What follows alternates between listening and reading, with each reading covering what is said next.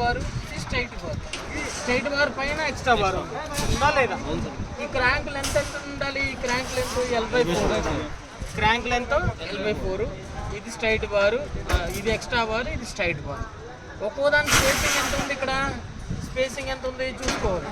మనకి 150 mm spacing ఇచ్చాడు కాబట్టి 150 mm. సో 150 ఉంటుంది మనకి డ్రాయింగ్లో ఎలా ఇస్తే. సో ఇటువైపు క్రాంక్ ఉంది, అటువైపు క్రాంక్ ఉంది, అటువైపు క్రాంక్ ఉంది, ఇటువైపు క్రాంక్ ఉంది. 2 వేస్. 1 వే స్లాబ్కి 1 డైరెక్షన్లో ఉంటుంది, 2 వే స్లాబ్కి 2 డైరెక్షన్లో క్రాంక్ ఉంటుంది. సో ఈ మెయిన్ షార్టర్ స్పాన్ ఏమో మెయిన్ బార్స్ అంటారు. సో లాంగర్ స్పాన్ని డిస్ట్రిబ్యూషన్ బార్స్.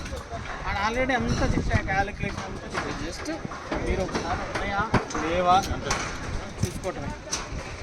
క్యాలిక్యులేషన్ పార్ట్ కూడా అంతా చెప్పేసాను కదా. నెక్స్ట్ ఇవన్నీ ఇక్కడ మెయిన్ ఇవన్నీ పైపులు అన్నమాట, electrical pipes. AC point, గ్రేజర్ point, ఒక్కొక్క పాయింట్ ఒక్కొక్క పైపులు రన్ అవుతూ ఉన్నాయి. ఇక్కడ నుంచి అక్కడికి వెళ్తానే చూడండి. ఇక్కడ నుంచి మెయిన్ ఇక్కడ ఉంటుంది, మన హౌస్లో మెయిన్ పాయింట్ ఇక్కడ ఉంటుంది. ఇక్కడ నుంచి ప్రతి రూమ్కి రన్ అవుతూ ఉన్నాయి. ఇందులో కూడా 2 రకాలు ఉంటాయి పైప్స్. మనకి ఫ్లెక్సిబుల్గా బెండ్ బ్లాక్ అయితే బాగా బెండ్ అవుతుంది. ఇక్కడ ఎక్కడ కావాలంటే అక్కడ మనకి. తర్వాత దీంట్లో మనకి సైడ్ బెండ్. సో దీంట్లో మనకి స్ప్రింగ్స్ ఉంటాయి అన్నమాట. స్ప్రింగ్స్ ద్వారా వైర్ అన్నీ లాగిస్తాం. వైర్ ఏ రూమ్ కావాలంటే ఆ రూమ్ వైరింగ్ లాగిస్తాం. స్ప్రింగ్స్ ద్వారా మనం కడతా ఉంటాం. ఓకే చాలు.